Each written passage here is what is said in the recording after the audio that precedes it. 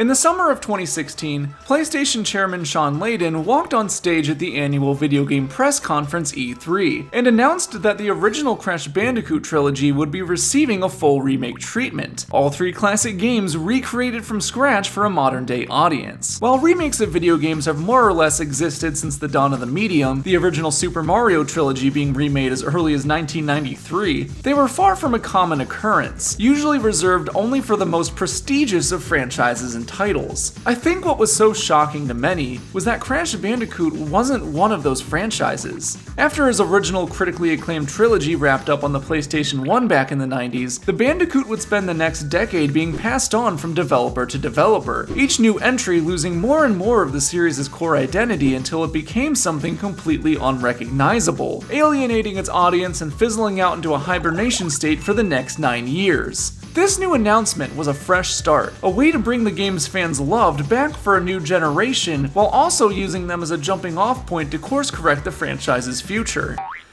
And it was a massive success. The Crash Bandicoot N. Sane trilogy not only sold like hotcakes, but was critically acclaimed by both fans and critics alike for beautifully translating these 20-year-old games into the modern age, recapturing everything fans loved about the originals while also fixing many of their poorly aged issues. This was essentially the new de facto way to play these titles, and the gaming industry clearly took notice because it opened the floodgates for apparently every game ever to get the remake treatment. Spyro the Dragon's original trilogy was remade, Pac-Man World got a remake, Crash got another remake, Ty the Tasmanian Tiger got a remake, Alex Kidd got a remake, fucking KO the Kangaroo got a remake. I'm sure at least 5 people went crazy for that one. Basically, for the last several years, we've witnessed countless dead or barely alive franchises find their footing in the modern age via remakes of their most beloved titles. And at the center of all of these laid one dead franchise that I've waited my entire life for a return to form. A niche little series known as Super Monkey Ball.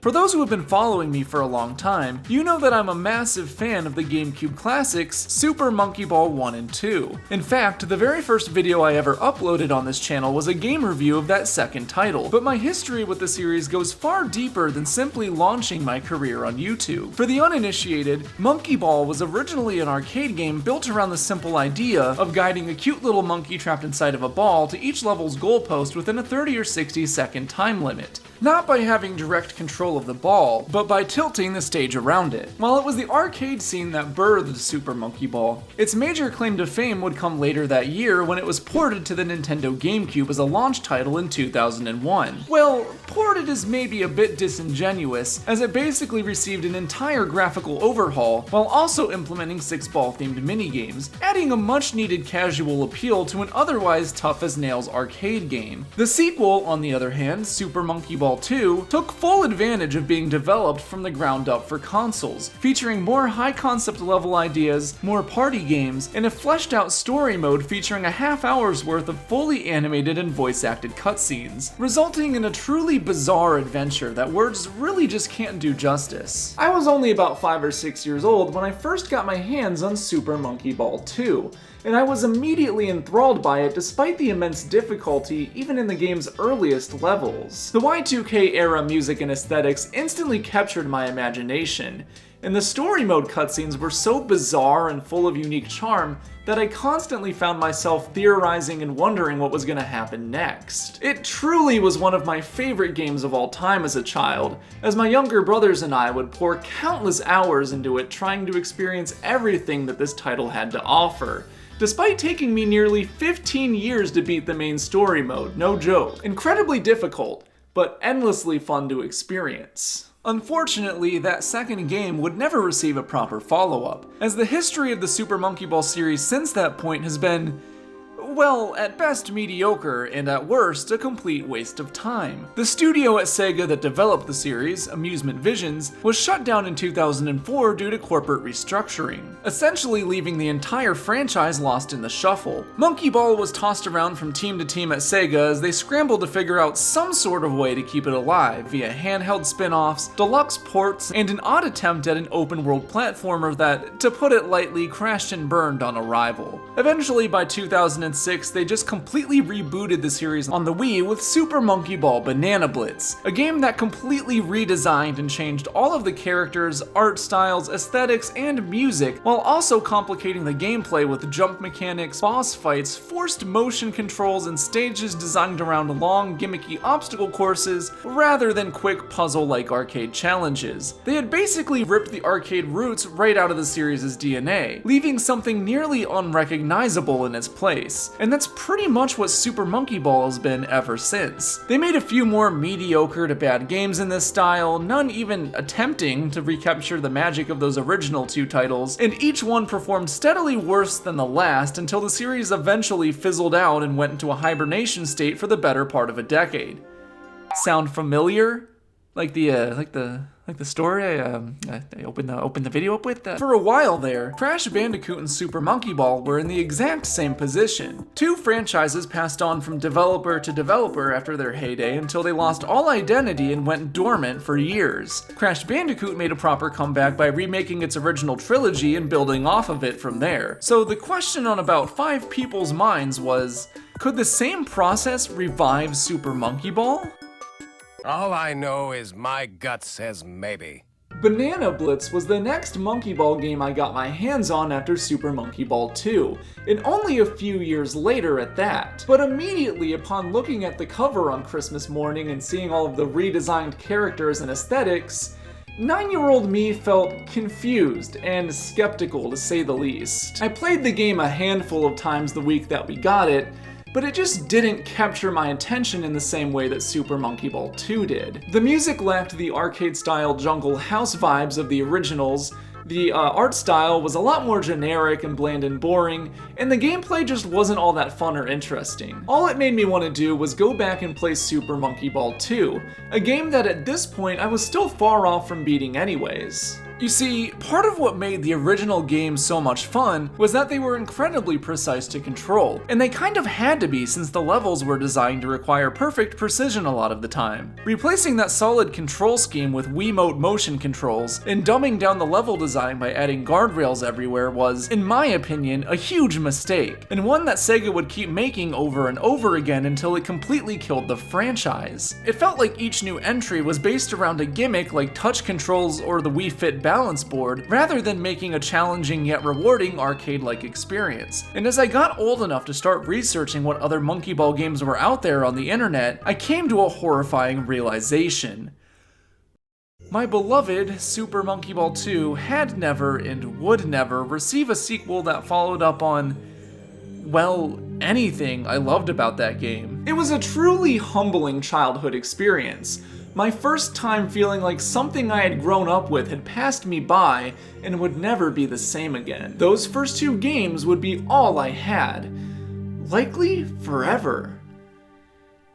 Then I grew the fuck up and realized that nothing truly ever dies under capitalism, baby, not if it can make a quick buck. So after spending over 5 years as a completely dead franchise, the last entry in the series being a literal Peggle clone mobile phone game, things finally started looking up for Monkey Ball fans around 2019. We had recently witnessed several dead franchises make a comeback through remakes of their most beloved games. And with a new trademark being registered for the Super Monkey Ball series, rumors began to fly high about a potential return to form, similar to what Crash Bandicoot and Spyro the Dragon fans got. Then the game was announced, and it was a remake of fucking Banana Blitz on the Wii. Yeah, this didn't go over well with basically anybody with even the slightest vested interest in this franchise, but it was okay. If we all just bought this game, then, you know, Sega would see that people still care about the franchise and make an actually good Monkey Ball game next. Surely.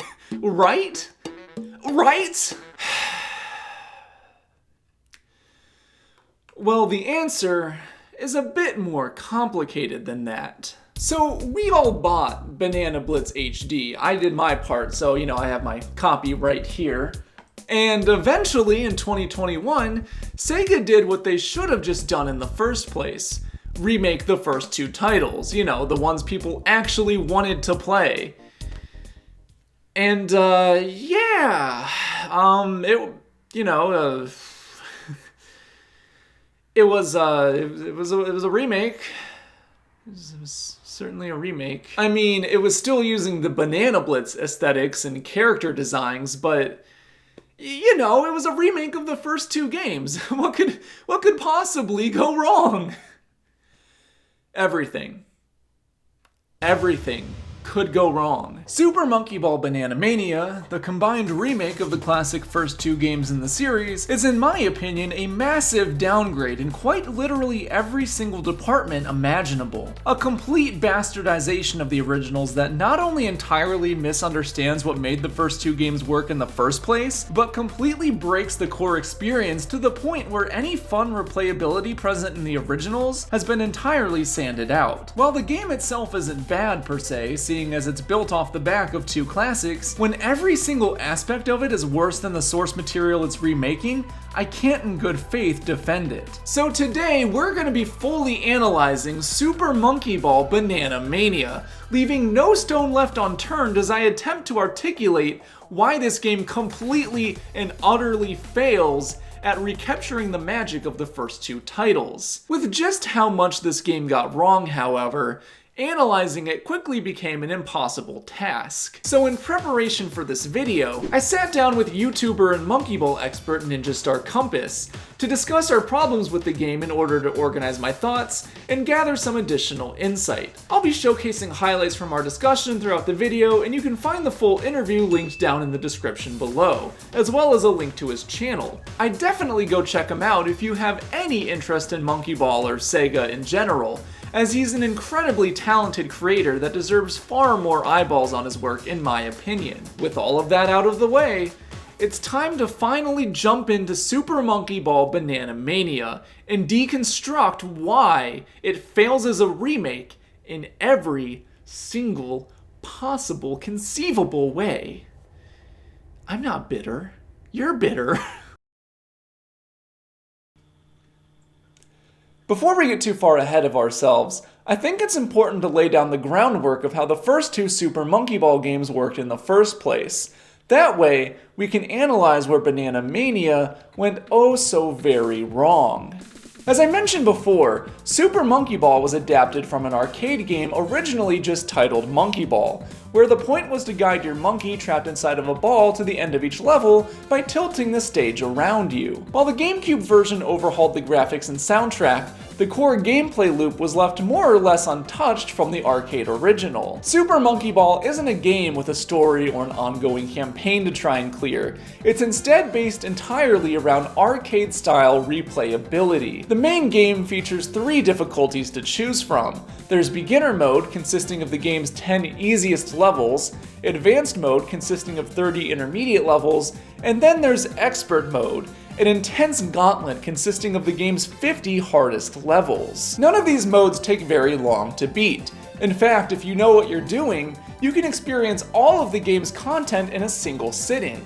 But again, that isn't what's expected of you. Super Monkey Ball is an incredibly challenging game, one that you're meant to slowly chip away at over the course of several months or even years, as you hone your skills and improve enough to see everything that the game has to offer. And it does an incredible job at incentivizing you to do this through its arcade score system. The score system in Super Monkey Ball is incredibly straightforward, as it's mainly based around how much time you have left on the clock when you finish a level. Every millisecond remaining on the clock is a single point. So if you finish a stage with, say, 27 seconds and 11 milliseconds remaining, your score is 2,711. But the game adds an additional layer to this by applying a ×2 multiplier to your score if you finish with over half your time left, meaning a score of 3,200 now doubles into a score of 6,400. This adds a ton of depth to the meta of playing this game, because not only do you have to worry about getting to the end of each level,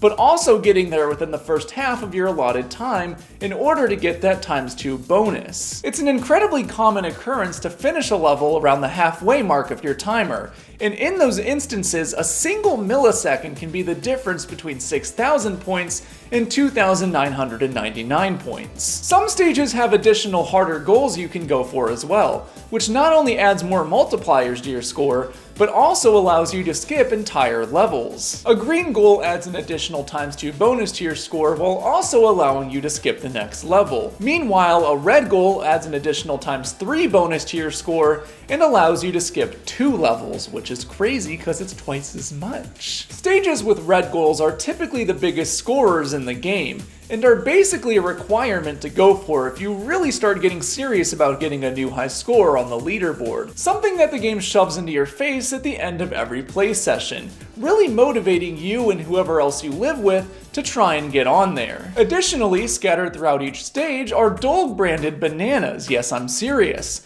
which are by far the most important element of the game, and not just because of the sponsorship funding. Bananas serve 3 purposes in Super Monkey Ball: score, play points, and earning an extra life for every 100 you collect. In terms of score, every banana you collect gives you an additional 100 points. Not a huge influence on your overall score, but they're still worth picking up as much as you can along the way. Play points from collecting bananas are essentially what you use to unlock extras, such as the various party games or unlimited continues, which by the way is a fantastic accessibility option. You see, you begin every play session with 2 lives and the opportunity to earn more through collecting 100 bananas, but game overing is kind of optional. If you just want to brute force your way to the end, you're more than welcome to do so as long as you've unlocked unlimited continues, which does not take long to do by the way. But continuing on from a game over resets your score back to 0,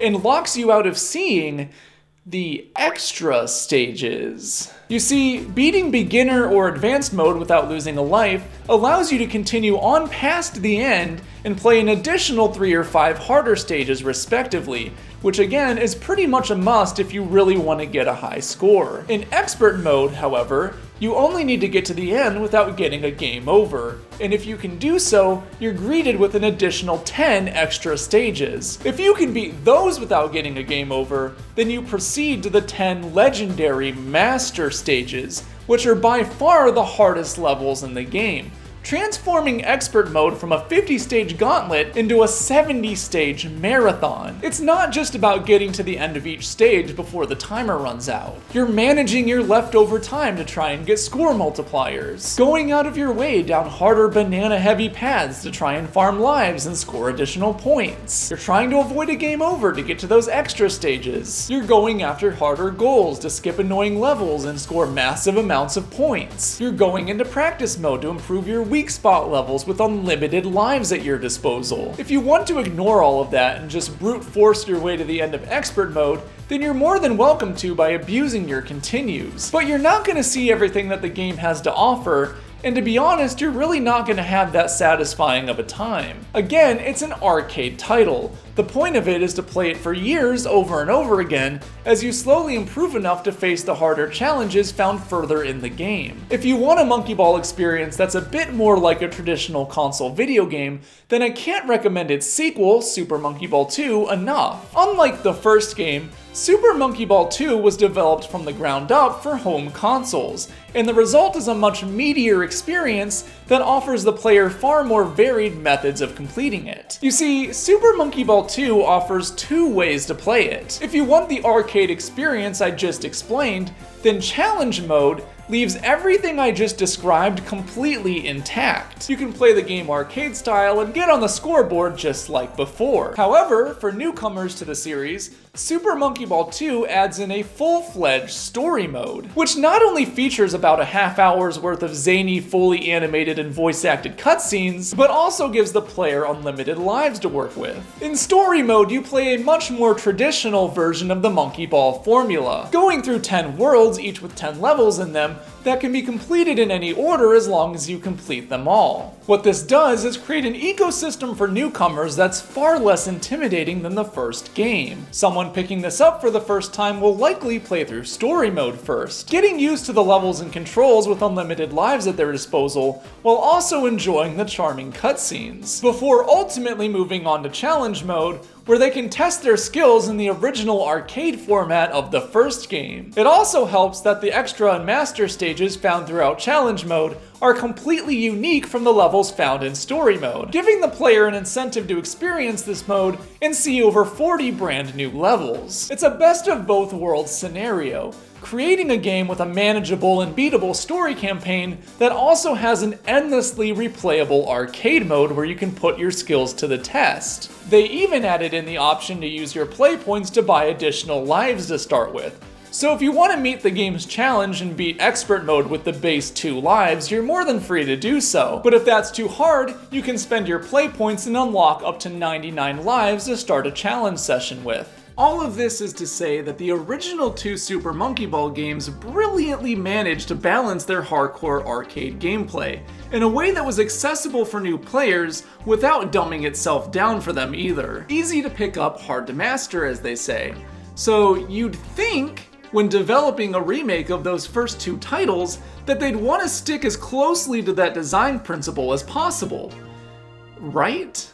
Like, you'd want to make sure that you recapture that arcadey sense of difficulty and replayability. Maybe add in a few new quality of life features, or, maybe some new accessibility options, sure. But, you'd want to keep the arcade core intact. Right? Right?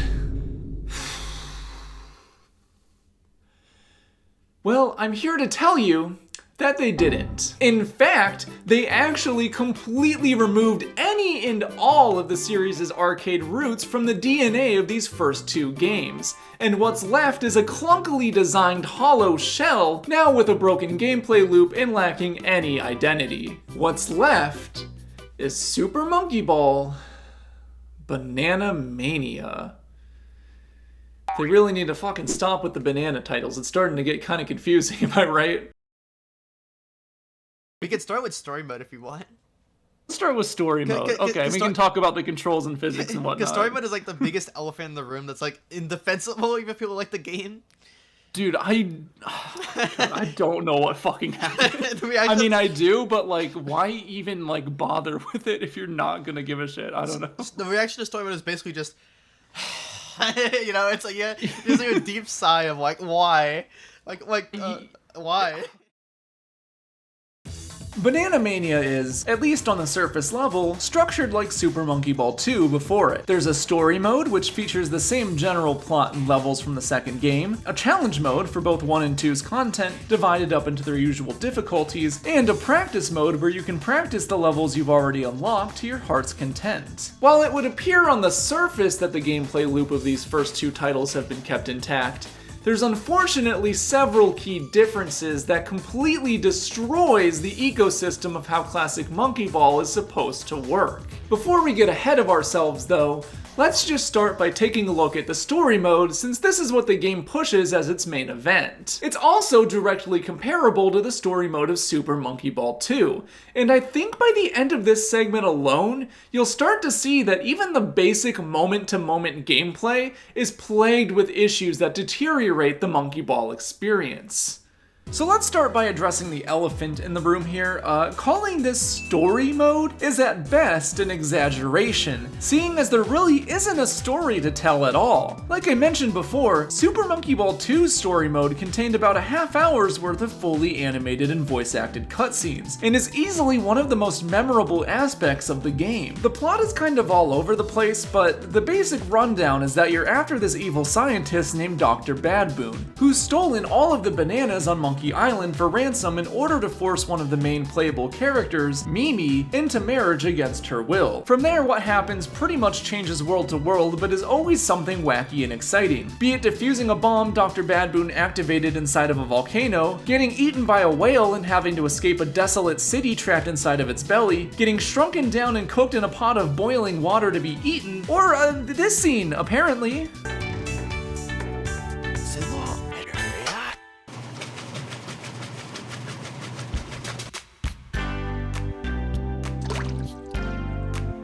No, I will not be providing any further context here, thank you for asking. It's far from the greatest story in gaming or anything, but it's really fun and charming, and as a kid, it totally captured my imagination, making me want to keep going so I could see what happens next. The cutscenes are brilliantly scored musically, the cinematography is pretty, especially for a GameCube game from 2002, and there's so many fun little details hidden inside, like how Dr. Badboon speaks in reversed human English,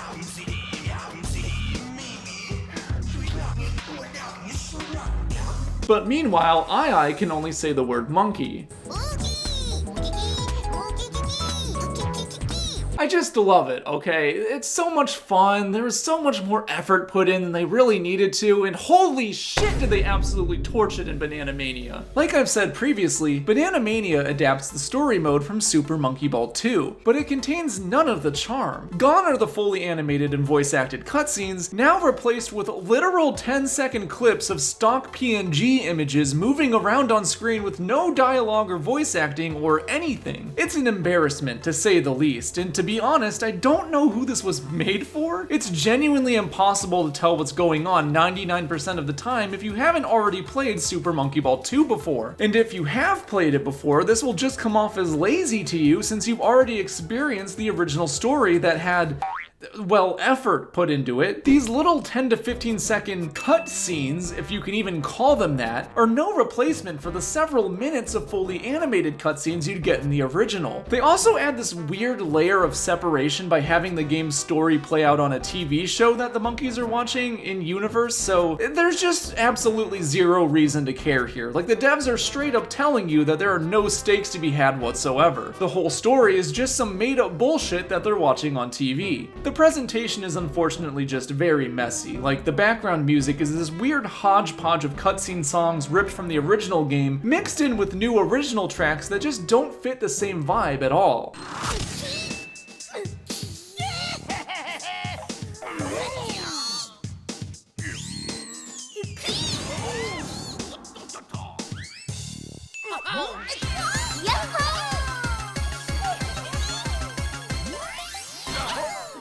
You can see this with the character models too. Dr. Badboon and his assistant just had theirs ripped straight from Super Monkey Ball 2, while all the other main monkeys have their modern Banana Blitz art style. I know I'm nitpicking here, but these things really do add up to create a relatively incoherent experience compared to the originals. All of that said, however, I could look past the butchered cutscene presentation if the actual structure of story mode hadn't been ruined as well. In the original game, every world presented you with 10 levels to complete in any order you choose. And in between the action, you were greeted with this incredibly fun and charming menu here. The fonts are huge and colorful and in your face. You got the preview of every level rotating around in these colored plastic balls. Ai is your cursor and he does a unique funny little dance for every level you're selected on. You even get a unique animated background for each world. Banana Mania gets rid of all of that, instead forcing the player to complete every single level in a strict order. They all just flow into each other uninterrupted too. So it basically plays identical to the challenge mode style of the original games, where you're just going level to level in a specific order with no menus in between. I talked about this in my discussion with Ninja, and he agreed that this kind of breaks the appeal of what the mode is supposed to be. The story mode's interesting because, like,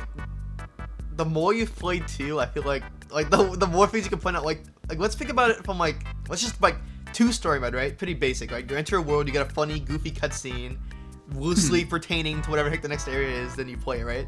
But even the fact that even the whole the entire point of story mode, right, was that it was supposed to be oh, you have 10 levels, you can do them in any order you want, and then beat them all eventually, and then you move on. They didn't even do that. It's structured like a Banana Blitz story mode world. That's the next thing I was gonna bring up too. Was like you said, it's so linear, and I feel like that takes a lot of the charm out of it, because I don't know about you, but when I grew up playing Super Monkey Ball 2, there was certain levels in every world you'd get stuck on, and you'd just be like, fuck it, I'll just move on to try a different one for a little bit, while I build my skills up and kind of think about that one, and I'll come back to that later. On Banana Mania, you're just fucked. If you get stuck at a level, you just can't do anything. Yeah, even how it is right now, if they still let you pick levels in that kind of same order, I feel like at least be a different mode. But the fact that it's still Yeah. linear, it's basically just challenge mode. So yeah, story mode was basically gutted and turned into challenge mode too, but without lives.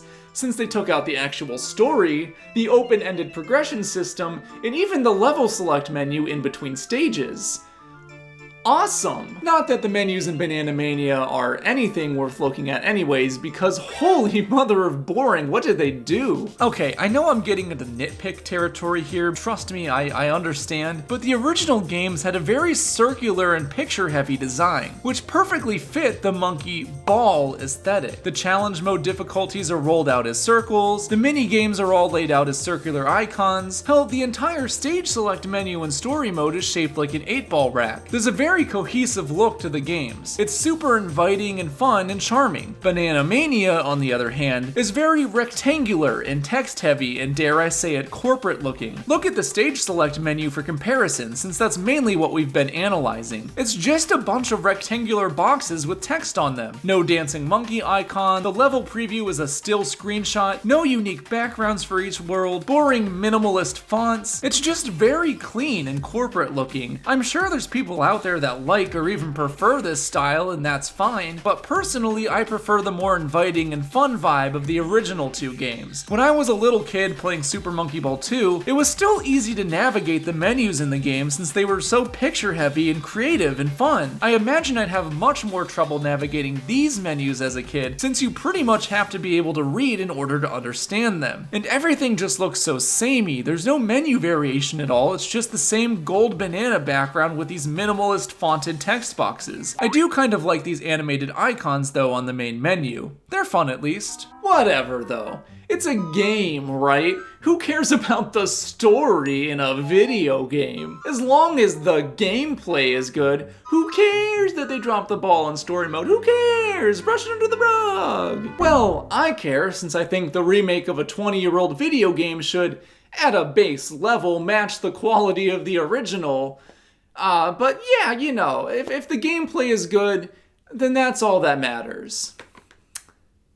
Unfortunately, it isn't. From the moment you start the first level of story mode, any Monkey Ball veteran will immediately notice that the controls are far less precise than they used to be. The original two games are known for their incredibly razor-sharp physics and controls. Banana Mania reuses the physics engine from Banana Blitz HD, which itself was a remake of Banana Blitz on the Wii, aka the game controlled entirely with Wiimote motion controls. Awesome. The result is movement in Banana Mania that feels incredibly forced and awkward. The acceleration is way faster, it's slippery to try and slow down, and most annoying of all is the overall lack of diagonal movement. Ninja was luckily able to give me some more insight into why the controls feel this way, and by the end of our discussion, things started to make a lot more sense. So in Banana Mania, they added a separate controllable camera, which is a good idea, right? Sometimes you're in a situation in Monkey Ball where you need to turn on the camera. You don't want to like fiddle the joystick 20 times just to rotate your camera. But the problem is, the way they integrate it, the camera turning mechanic messes with your turning speed as a player. Like if you hit left and right to move left and right, the amount that you move is different depending on what your camera sensitivity setting is set to. So bunk. So like you might be saying, okay, just set it to 1. The problem is that when you set it to 1, your camera, your manual camera moves at like 1 mile per hour. It's literally useless. The whole control system is just way more awkward in general. Because, like, I mean, I didn't know this until you told me, like, last week, but there's no diagonal movement, which is just really fucked up. There is diagonal movement, but it's muted because the game uses a circle dead zone. Because in the original games used a square dead zone, which basically meant, you know, when you're at the corners, you have more of an input. Because, you know, it's a square, right?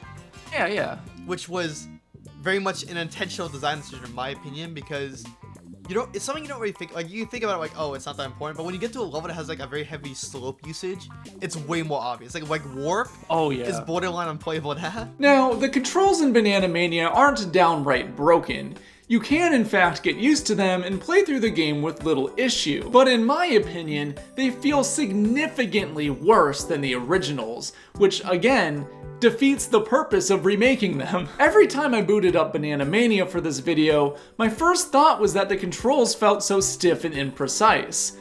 But then, once I'd get used to them and return to the original 2 games, I'd be thrown off again because I suddenly had way more precision, weight, and freedom of movement. The controls aren't helped by the fact that they unfortunately, in my opinion, butchered the sound design in this game as well. In the originals, the sound effects were all very punchy, which made it really feel like you were smacking into shit.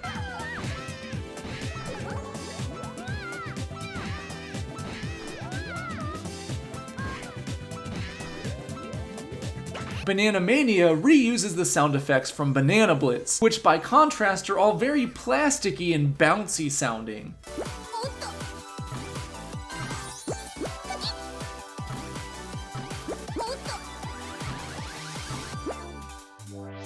I know this may seem like a nitpick, and believe me, it is, but it really does affect the way that it feels to play the game in a very negative way for me, almost like it's lacking the proper weight. So already the game has a butchered story mode, worse physics and controls, less punchy sound design, and blander menu layouts. But all of these are things I could potentially look past if I really wanted to. I could get used to the controls, live with the plasticky stock sound effects, and even just ignore story mode altogether, because as long as challenge mode is okay, that's where the main replayability factor comes from anyways. Going through a gauntlet of difficult levels with a set amount of lives in order to get as far as you can as fast as you can to grab the highest score. That's what keeps you coming back time and time again. And with the modern day power of online leaderboards, the potential here was incredible. So you can imagine my shock when I found out that the game was gonna have no lives and no score system. What? There is no difference between story mode and challenge mode because they got rid of lives, and we can start getting into that next, but yeah, because it's just like the only difference is that in story mode you get to see a story. There's no fucking story, so what's the goddamn point? Like, it's just a waste of time. Yeah, like even in Monkey Ball 2, at its most bare minimum like level, story mode was literally supposed to just be like a tutorial section of the game. It was like, oh, you can do it all without lives, so you can get good at specific concepts in the game, like skinny platforms or like maze levels, or that was kind of that was the really smart thing. You could get used to all of the factors of the game all at once. So in a misguided but well-intentioned attempt to make the game more accessible, they accidentally destroyed the core of what Super Monkey Ball is. One has to ask, if there's no lives in challenge mode and the game doesn't have a score system, what makes this different from story mode besides the lack of cutscenes? And the answer is nothing. It's just the levels from story mode, but in the order they appeared in challenge mode. Also with no cutscenes, but as I already mentioned, those are not worth viewing anyways. Now, realistically, challenge mode is here to host all of the content from Super Monkey Ball 1, as well as the challenge exclusive levels from Super Monkey Ball 2. But there's no score system, there's no lives, and there's no real reward for beating these other than just beating them. So again, I ask you, what's the point? Like I said earlier, the point of challenge mode in Super Monkey Ball 2 was to emulate the arcade experience that the first game provided, trying to stay alive and collect enough bananas to earn extra lives so you can get as far as possible and rack up a score high enough to end up on the leaderboard.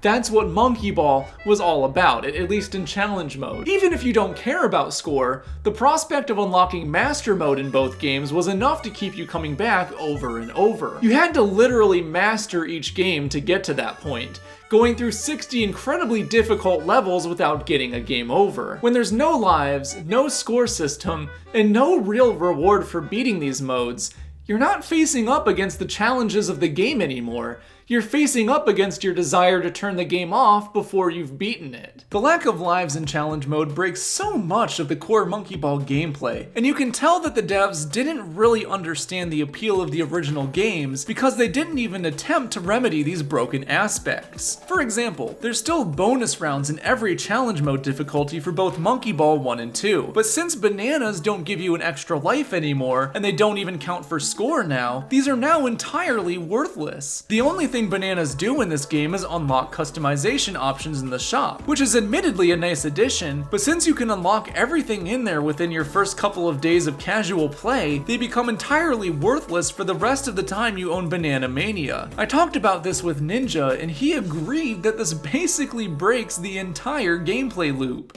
Going back into like the gameplay loop issues, like, you know, I'd be having fun and I would die, be like, oh no, I died. Then like a second later, I'd be like, wait, why do I care?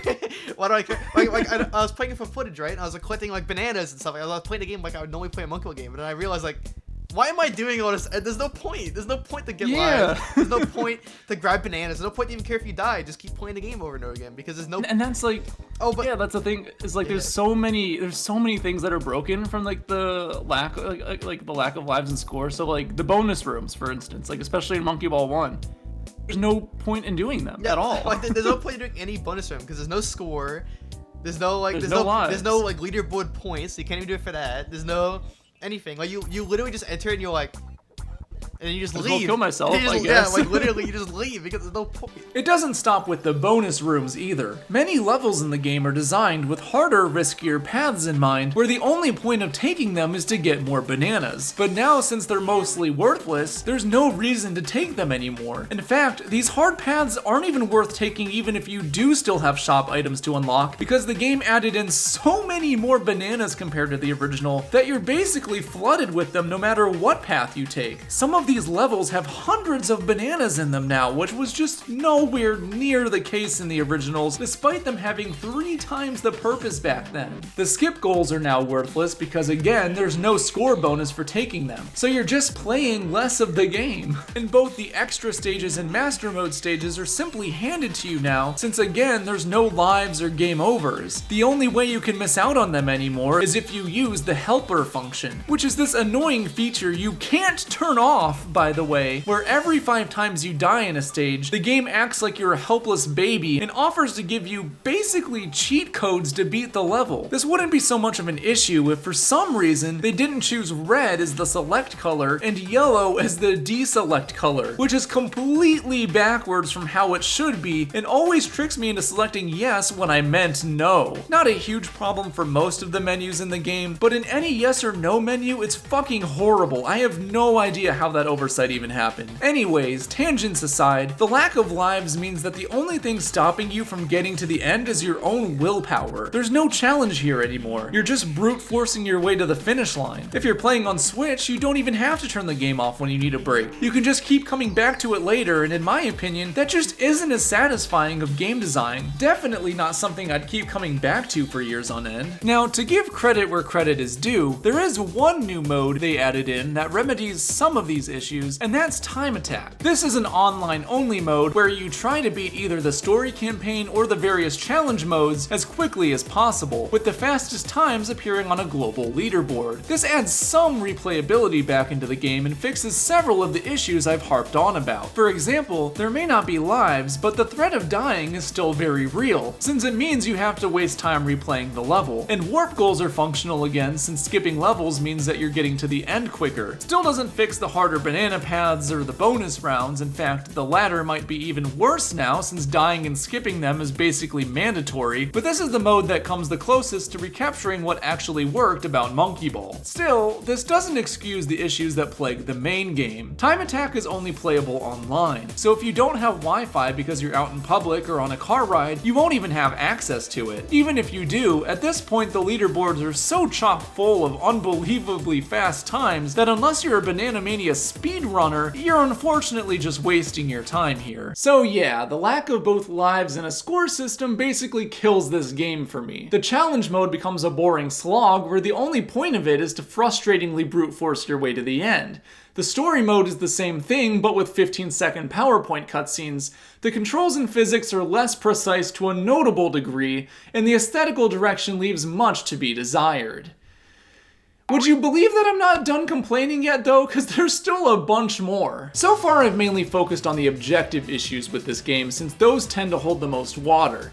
But I haven't even gotten into any of my subjective complaints with the game. like the art style, for example. I touched on this earlier, but for some reason, despite being a remake of Monkey Ball 1 and 2, they decided to go full steam ahead with the character designs they've been using since Banana Blitz rebooted the series back on the Wii. Luckily, this complaint at least doesn't apply to the environments, which are all beautiful by the way, and with rare exception, excellently adapt the original art style of these two games. There are some charming details missing, however, like the cute little fish coming out of the wall in the ocean levels of Super Monkey Ball 2 is just gone now for some reason. But for the most part, I think the environments look really good. The character designs, on the other hand, are what I mainly take issue with. I know some people like or even prefer the modern designs of these characters, and that's fine.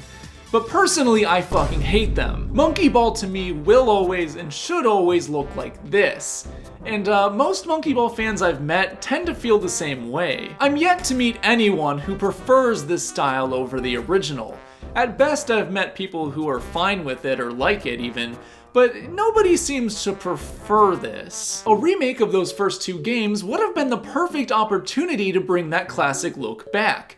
But unfortunately, they decided that it would be cheaper to reuse assets and stick to their guns for like the 12th game in a row. Stop trying to make Banana Blitz happen, Sega. It's not happening. Get help. I'm not really a fan of the new soundtrack either. The original two Monkey Ball games had this very Y2K era house, jungle, electronica sound that perfectly encapsulated the series' arcade roots, and genuinely is just good music to listen to in its own right.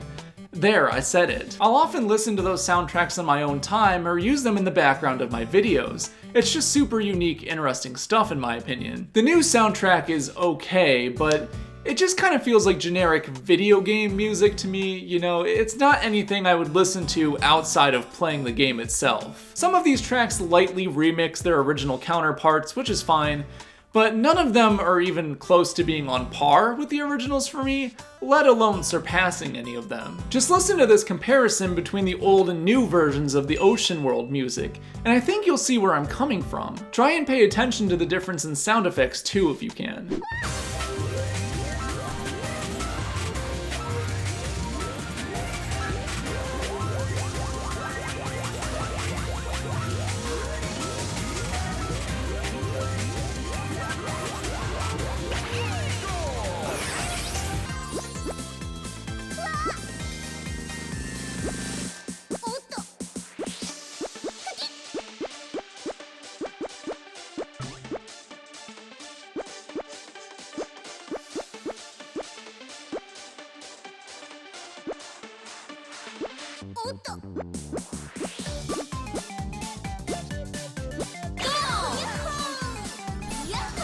Again, these are all just subjective complaints, so don't take it too seriously, this is just my opinion, but these do add on to the list of complaints I have that kill this game for me. Now, Sega did give fans the opportunity to use both the classic skins and the original soundtrack in the game.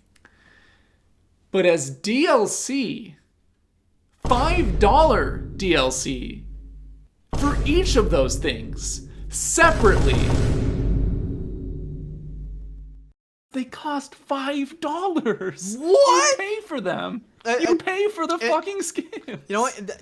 As bad as that is, and that is very bad. It's obvious just nostalgia bait, like every company does. But the thing that annoys me is that the original skins look like trash. They look shit. Like they look fucking garbage. awful. Okay, like I've had like arguments with Jeff about this before. Like they look like the game was like gonna ship like next week, right? And they turned to like some intern next to them and went like, "We gotta add those," and they just like scrambled their computer and just made them in like a.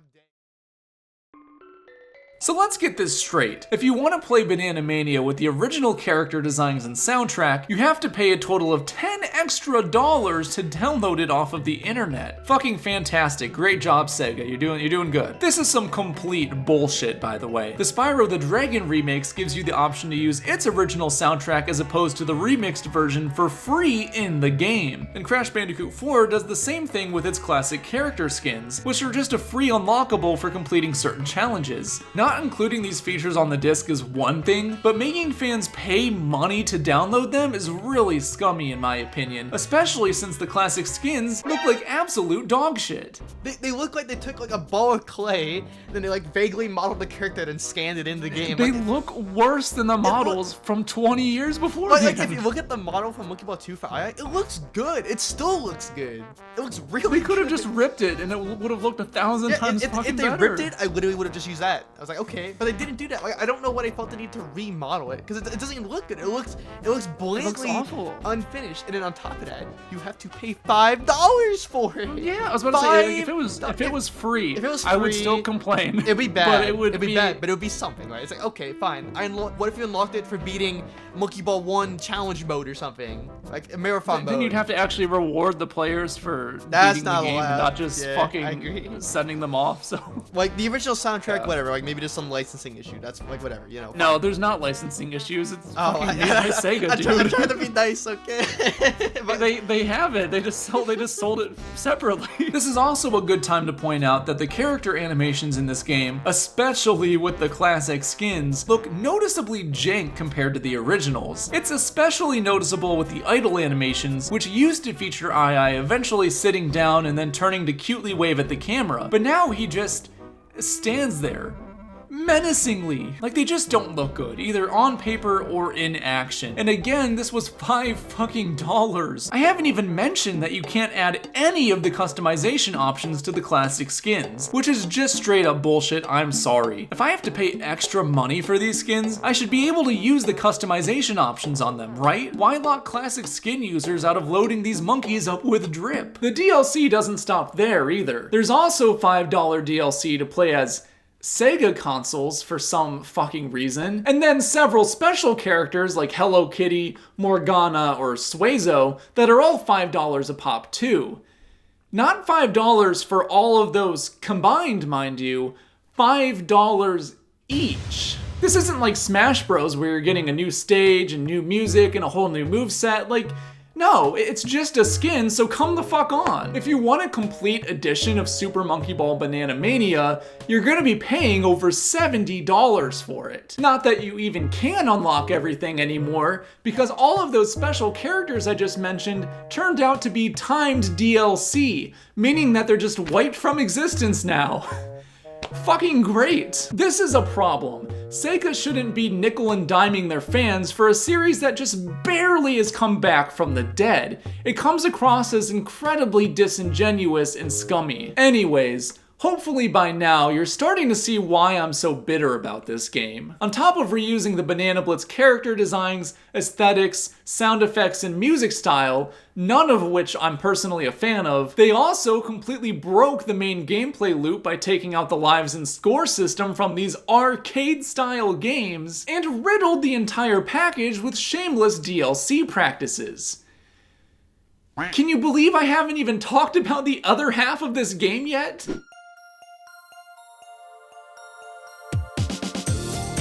Like I mentioned all the way back at the beginning of this video, when Super Monkey Ball was ported from the arcades to home consoles, they added in 6 party games, all themed around the series' ball gameplay in fun ways. A few examples include Monkey Golf, Monkey Bowling, and Monkey Billiards. Super Monkey Ball 2 would add an additional 6 party games into the fray, bringing the total to 12, each one again fully fleshed out with multiple sub-modes and gameplay settings to experiment with. It's just one of those things that the developers could have skimped on, seeing as they're just side content, but instead decided to go all in on to the point where these party games could have been the entire main package, and Super Monkey Ball 2 still would have been a beloved GameCube classic. While all 12 party games from Super Monkey Ball 2 are here, unfortunately they feel like an afterthought at best. There's a clear lack of polish in these modes compared to the main game, which already feels considerably less polished and lower budget than the games from 20 goddamn years ago, but that's neither here nor there right now. Most of the minigames are fine, I suppose, especially some of the lesser ones like Monkey Boat, which might actually be better here, but unfortunately, the most famous party games Monkey Ball are known for have been more or less butchered. Okay, listen, Monkey Baseball being bad, you know, that sucks, right? You can move on in your life, right? But Monkey Target, Yeah.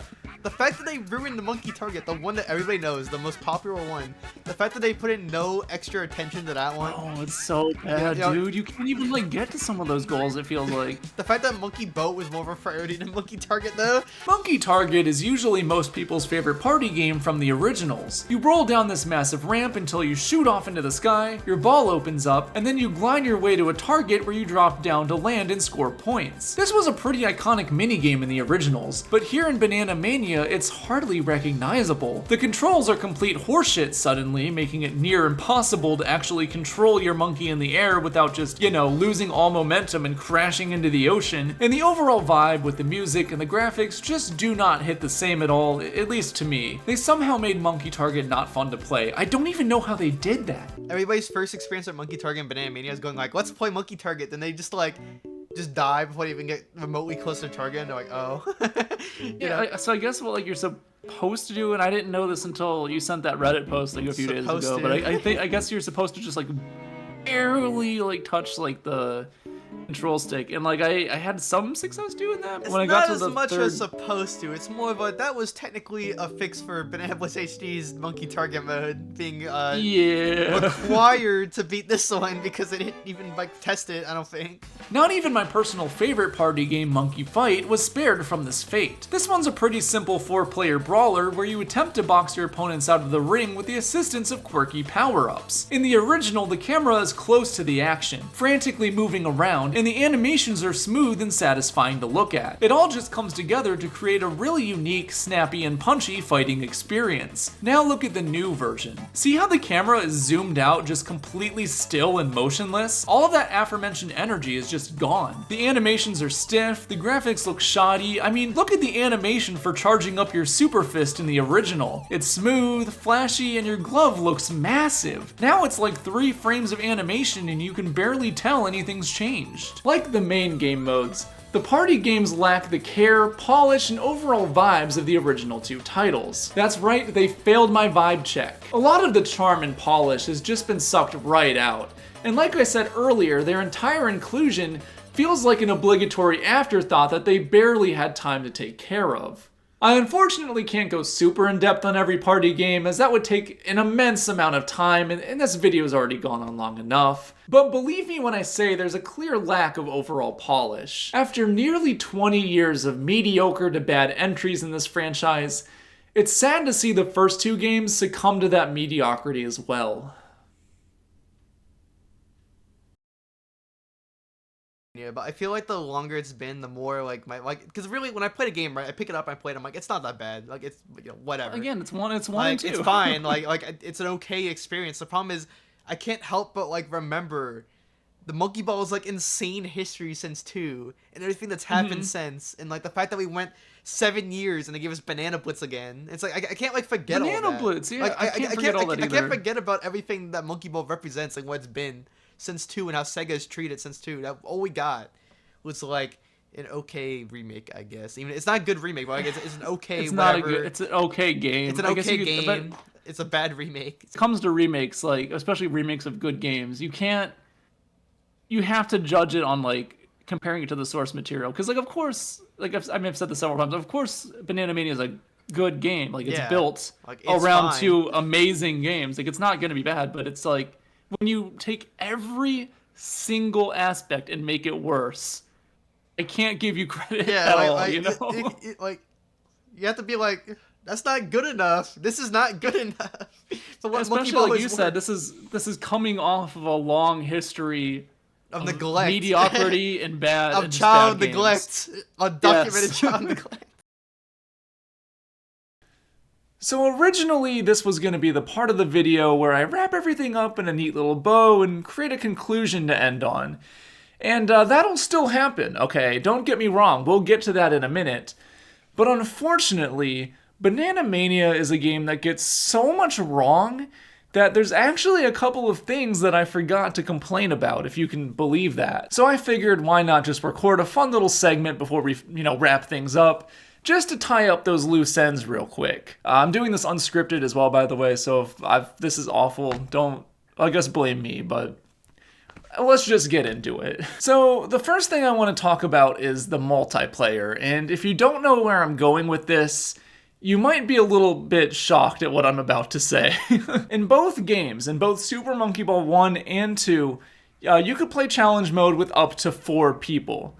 And the way that it worked, it was turn-based, and it kind of works the way you would expect for like an arcade-style game. I would start off, I would play the first level, right? And I would either die or I would beat it. And then the turn would, shift over to player 2, right? So then they would take their turn, and you kind of just go back and forth, kind of playing like your own challenge modes simultaneously together, just taking turns. And obviously the goal here was to see who could get the higher score, but even if you don't care about score, which a lot of people don't, there was still that prospect, of trying to see who could get the furthest. And if you don't know where I'm going with this, you might be thinking that my complaint here is going to be that since Banana Mania got rid of the score system and they got rid of the life system, that multiplayer is kind of pointless, right?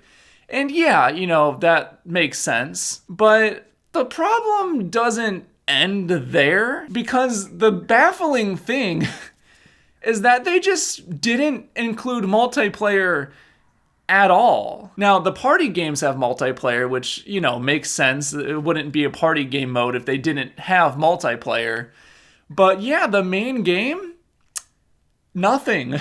Now, you might be thinking that, again, since there's no lives and there's no score, that maybe the developers just thought there wasn't really a point to adding the multiplayer, and, maybe fair enough, but they could have added in 2-player multiplayer that was like simultaneous. And it's not like the technology isn't there. The original Super Monkey Ball had a mode that not a lot of people talk about called competition mode. And in this mode, you could choose from like a pool of pre-selected levels. I think there's maybe like a dozen or so the game lets you choose from. And you could play through them simultaneously with a friend at the same time. Now, this wasn't like a fully, fleshed out, fully realized mode or anything, but the fact that they were at least able to like create something like that in 2001, it's been 20 years, right? Like the technology has only gotten better. That should just be something that they went for in this game, and confusingly, they just didn't. They didn't even try. So yeah, that was number 1. There's no multiplayer in the main mode of this game, which is a shame, really. Okay, so the second thing that I want to talk about is the credits minigame. So in Super Monkey Ball 1 and 2, whenever you beat any of the different challenge mode difficulties, or in Super Monkey Ball 2's case, if you beat the story mode, you were greeted with the credits, obviously, right? But they didn't just settle for like a generic text scroll like a lot of video games do. They actually pulled off one of my favorite, little tropes in video gaming, which is making the credits playable. I absolutely love when games do this, not just because it's a fun little bonus, but also just because it makes me actually pay attention to like the people who worked on the game. Like, I know it's shitty of me to say this, but I think everyone can agree the credits are usually an instant skip for me in like any piece of media. So in Super Monkey Ball 1, when you get to the credits, you play this game where essentially or whatever monkey you chose, is automatically moving forward in this 3D space, and you can move left and right, and you're collecting bananas. Like, there's bananas scattered all over in front of you, and as you're going and you're collecting bananas, the credits are above you, and the letters rain down from the sky and land in front of you, and if every time you hit a letter, I think you lose like 10 bananas or something like that. And Super Monkey Ball 2 had a very similar mini game, but instead of it being fully 3D, it existed on this like 2D space where essentially is like flying around as the credits are like descending down. And, you're just, again, you're grabbing all the bananas around you. You're avoiding the letters because every time you hit a letter, you're losing points. And they also added in this cool little power-up. It's like this star thing that makes you like 5 times bigger. And obviously that allows you to, collect more bananas. But at the same time, it makes you more susceptible to hitting the letters. So it's a fun little game of give and take, There's pros and cons to using this power-up. And in both games, the point of like completing this credits minigame is that the score that you get determines your monkey rating. So depending on how well you did in the credits minigame, it gives you a sort of monkey species that represents your ranking of how well you did. I don't know if I worded that right. Anyways, super fun little addition they added into these games. They didn't have to do that, but they did it. They did it for us. Now, I'm sure you can see where I'm going with this. Banana Mania doesn't have that at all. It's just a generic text scroll on the same background you see in like every other menu in the game. I think it's like slightly tweaked, but like it's boring hell. That's all I gotta say, really. Just another charming little piece of the original two games that's just been entirely cut out here and replaced with something far more lame, which really is just representative of this game as a whole. Those were the two big ones, but there's a couple other small things I want to talk about. So number 3 is unique goalposts. So in Super Monkey Ball 1 and 2, you have like the generic goalpost design. I have it on screen here. That's what you cross at the end of every level to complete it, obviously. You've seen that in footage throughout the video at this point if you've never played Monkey Ball before. But a little detail that I think often goes overlooked is that every world has a unique take on the goalpost. So in Super Monkey Ball 1, for instance, like in the jungle levels, there's like these vines wrapping up the sides of the goalpost. But like in the Stormy Castle world, it has like these goth spikes like coming out of it, out of the top of it. It's really cool. I love that detail so much. And every single world is like this. It's just a cool little detail that, do I even have to say it? I do. The developers didn't have to add in, but they did it anyway. And yeah, it's not in Banana Mania either. Every single goalpost in the game is the exact same design, and that's kind of sad, really. Number 4 is shiny floors. So this is pretty self-explanatory, but in the original two games, there was a lot of shiny floors. That was kind of a cool thing that they did to really showcase the GameCube's hardware. And yeah, those same levels in Banana Mania, they're just flat. No shine, which is really, again, I'm docking points there for that. The 5th and final thing that I want to talk about is the monkey voices. Oh boy. So this kind of falls into like the sound design category. I kind of already touched on this in the main video. But yeah, on Banana Blitz on the Wii, obviously they rebooted like everything about the Monkey Ball series. And one of those things was they, got rid of all the old voices for these characters and replace them with new voice clips that just sound more annoying in my opinion. They just sound way more like, I don't know, almost like anime-esque, which like isn't a bad thing, but in this case it is. The monkeys sound way more annoying to me. It's another thing that Banana Blitz changed that I really don't like. And yeah, Banana Mania, it's still sticking to those sort of like voice clips, that sort of like style for the characters they've been using since Banana Blitz and the Wii. And since we're paying money for these skins that already, as I said, look like garbage, it would have been nice if like they also let you use like the original like voice clips for these characters. Because yeah, it gets really annoying playing through Banana Mania and hearing like... Anyways, I think I've said my piece here, so without further ado, let's roll the conclusion. So that's Super Monkey Ball Banana Mania. Do I think it's a bad game? Not really, at least if you haven't played the originals before. At the end of the day, it's a remake of Super Monkey Ball 1 and 2. It's built on top of two games that are, in my opinion, 10 out of 10s. So it's not gonna be a bad time. That said though, as a remake, it's a complete and utter failure. Nearly every single positive I can give this game comes from the foundation it's building on top of, that being those very special first two games in the series. But Banana Mania itself offers very little of anything good on its own merits. I appreciate the added customization options. I mean, that's something the original game sure didn't have. But it's not really that in-depth, and again, if you're using the classic skins at all, it's completely useless. There's a few new throwaway side modes they added in, like reverse mode or avoid the dark bananas mode, but each of these side modes are only 10 set levels a pop. And again, you don't really get anything out of beating them other than brute forcing your way to the end and then turning the console off. It's not enough to outweigh the immense gameplay loop issues introduced by removing the lives and score systems, nor is it enough to outweigh the bad controls and physics that they ripped from Banana Blitz HD. It's just an extra 30 minutes of throwaway content in a fairly throwaway game that offers you zero reason to come back to it once you've beaten it, standing in stark contrast to the endlessly replayable originals. I think the most unfortunate thing about this game, though, is that this is the replacement for the originals. Super Monkey Ball 1 and 2 are likely to just die on GameCube now, because why would Sega ever take the time to port those over to modern systems when they've already spent all of those resources remaking them instead? This, unfortunately, is the reality of classic Monkey Ball for the foreseeable future. A watered-down, low-budget, throwaway remake of two of the most beloved GameCube titles of all time. I honestly would have preferred that they just straight ported the originals to modern systems so that new players could access them, instead of this Coke Zero-ass replacement. Banana Mania was a disappointment, at least to me.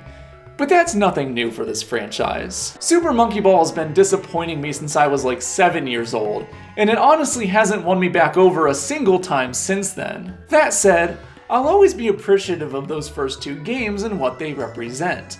They're endlessly replayable, and I'm yet to grow tired of revisiting them year after year. Super Monkey Ball 1 and 2 are a blast, and I can't recommend them enough if you have the money to buy these and play them. They're only getting older and more obscure, so if this video has at all piqued your interest in them, please, I beg of you, give them a shot. You won't be disappointed. That said, I'm GregCubed, and I'll see you next time.